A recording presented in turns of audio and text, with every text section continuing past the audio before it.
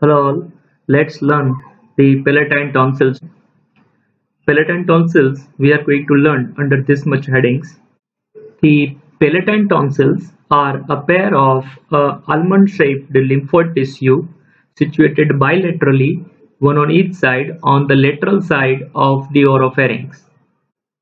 Here, with the mouth wide open, we can appreciate this is the uvula, this is the palatoglossal arch, and this one is the palatopharyngeus arch, and in between the two, this area, this structure, it is a tonsil.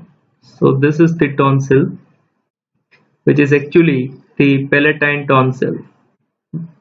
This palatine tonsil, it is one of the part of the Waldeur's ring, which we have already learned in the pharynx lecture.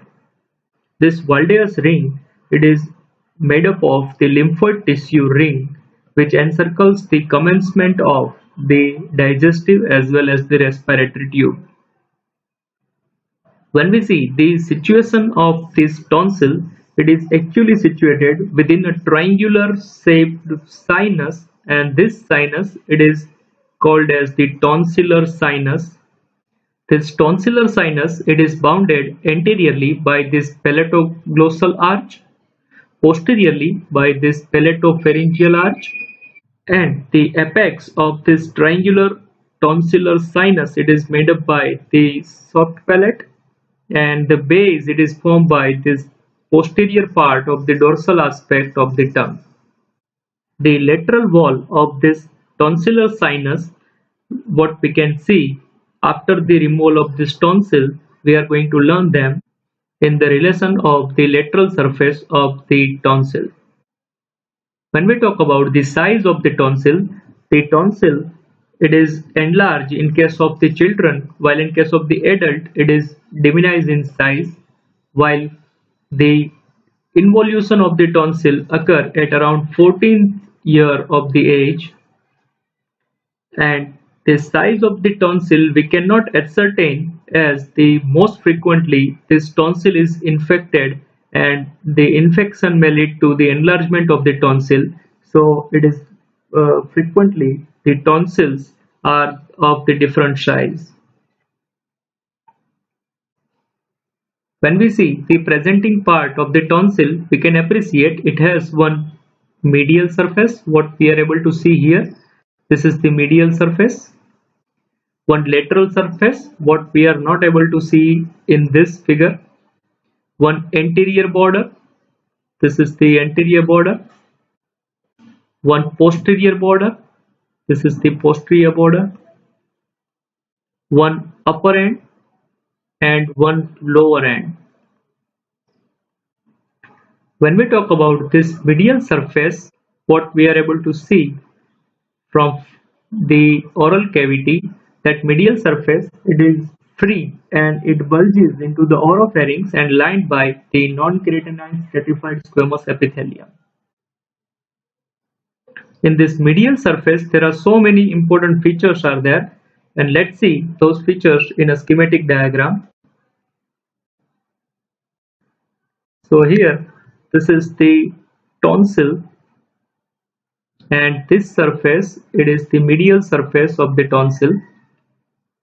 Within this medial surface, there are 12 to 15 openings are there, and these small openings, these openings are called as the pits of the tonsil. And these openings, it leads to one tubular extension, and this tubular extension, it is called as a tonsillar cleft. In 40% of the individual, one of the tonsillar cleft, it is very deep, and this tonsillar cleft, it is called as the intratonsillar cleft.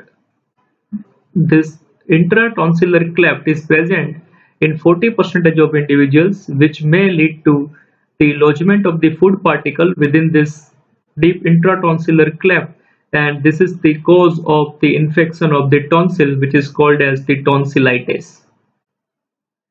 For the embryological folds of the tonsil, let's see the real image of the tonsil.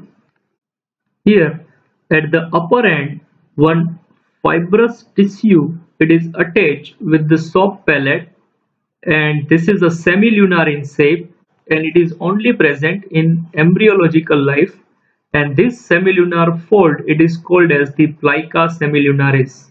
While at the lower end of the palatine tonsil, some fibrous tissue fold it is attached with the dorsal surface of the tongue, and this fibrous tissue which is present at the lower end of the palatoglossal arch, and this is triangular in shape, and this triangular fibrous attachment at the lower end of the palatoglossal arch with the tongue that is called as plica triangularis.